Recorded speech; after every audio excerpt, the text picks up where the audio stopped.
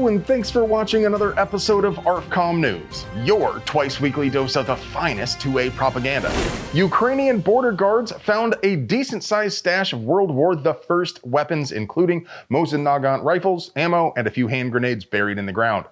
Oddly, the rifles were buried with bayonets fixed. Bayonet! So far as I can tell, it doesn't seem as though any care was taken whatsoever to preserve them, so they're in pretty terrible condition. Plus, the Ukrainians destroyed the weapons in place, which is unfortunate because despite their deteriorated condition, the Ukrainians might have been able to sell them to raise some money for their cause. All they really have to do is put on an NRA life member hat, rent a table at a gun show, and repeat this line. I know what I got, Sonny. Don't try to lowball me. It's odd to me that they seem to have been just buried, though. Military equipment is usually either destroyed on site or preserved to some extent. Either you want to destroy it to prevent the use by the enemy, or you want to preserve it so that you can use it yourself in the future.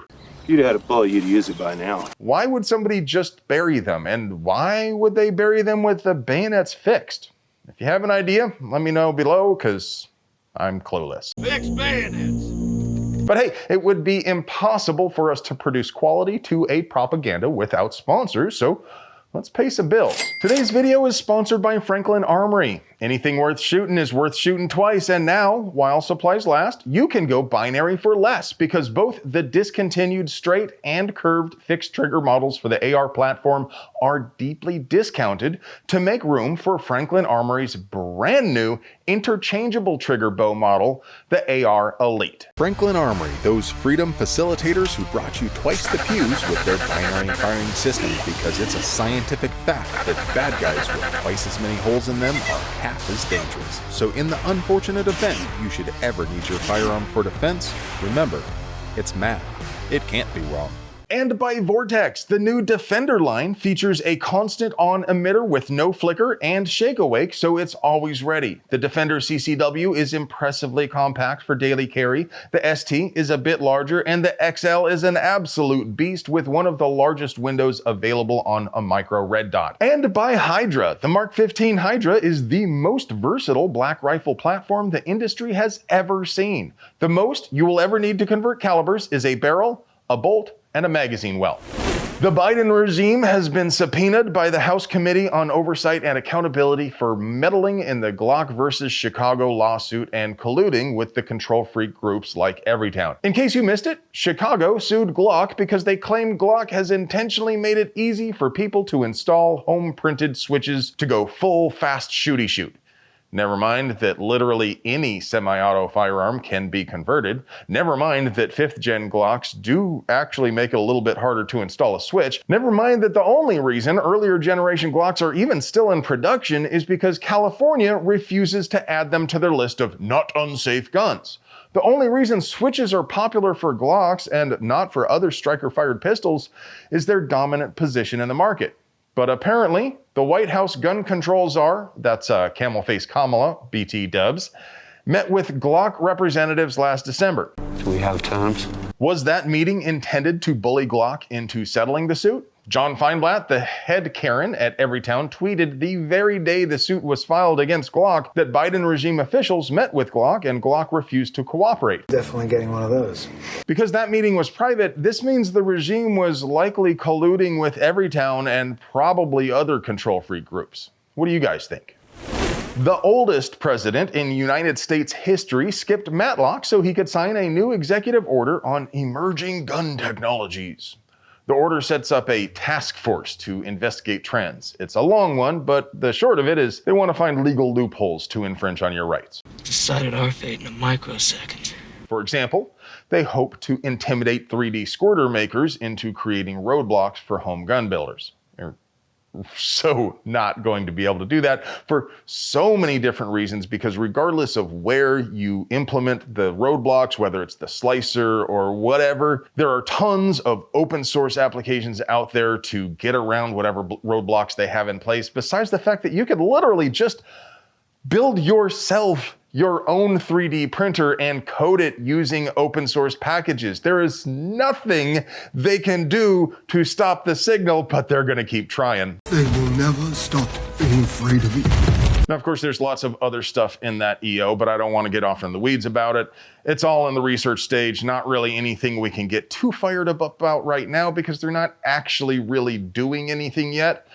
But while he was signing, old cackling Kamala claimed that feeling safe is a civil right, and that got me thinking, does anyone have a right to feel safe? Of course not. You don't have a right to feel any kind of way, but you do have a right to be safe. You have a right to be alive and to keep the things that you earned. You have a right to go about your business without being assaulted or robbed. Does that mean the government has a duty to keep you safe? Now, I can see how it might seem that way to somebody who didn't really think too deeply about it, but no. First of all, the government is simply not capable of keeping you safe. Just the opposite, actually. The government must not violate your rights themselves, and the government does have a duty to apprehend anyone who does violate your rights. You do have a right to be safe, and that means that anyone who violates that right should be punished. It also means you have a right to ensure your own safety, but nobody has a right to feel safe or to infringe on the rights of any other man. The U.S. District Court for the Eastern District of Washington declined to issue an injunction in the state's Salty Boy ban, claiming that while ARs are undeniably in common use, they are not commonly used for defense. This is a weapon. That's a weapon. Yeah. This is one of those rulings that is so profoundly stupid, it's hard to know where to start. But I guess I'll start at the point where the lawsuit included data from the National Shooting Sports Foundation that the only reason consumers cited more frequently for buying an AR other than self-defense was just generally shooting. So that's wrong, and it's kind of frustrating they literally just ignored the information, but there's something a lot more important we need to talk about. ARs are fighting rifles. This is my rifle, this is my gun. They are weapons of war. Stop shrinking away from that important fact. Stop hiding behind pansy terms like sporting rifle. Stop being a bitch and come on. ARs and other fighting rifles are protected by the Second Amendment because they are weapons of war. They are for killing tyrants. Eugene Stoner invented the AR to fight wars. The very factors that make them useful on the battlefield also make them useful for personal defense, but the 2A isn't about personal defense. It sure as hell isn't about hunting or competition shooting. The 2A is about armed insurrection. Rise up and embrace that fact, kings. What do you say? Is an AR for fighting or is it for fun? You're married to this piece, this weapon of iron and wood, and you will be faithful. The Dallas boys just dropped their sassy review of the PSA Super Sass AR-10 pattern rifle, so when you get finished with your moment of zen, why not pop over to our reviews channel and take a look? My boss Josh said, and I quote, "We actually shot the piss out of it and did more than just take selfies for the gram." If that's not a solid work ethic, I don't know what is.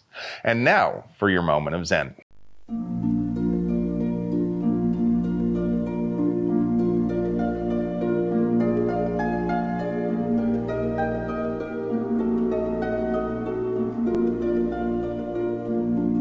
Hey friend, do you like pews and pew-related things?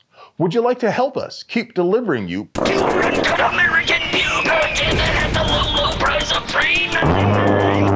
We literally couldn't pay the bills without our sponsors, so do us a solid and get yourself something nice from them. You deserve it. I love you.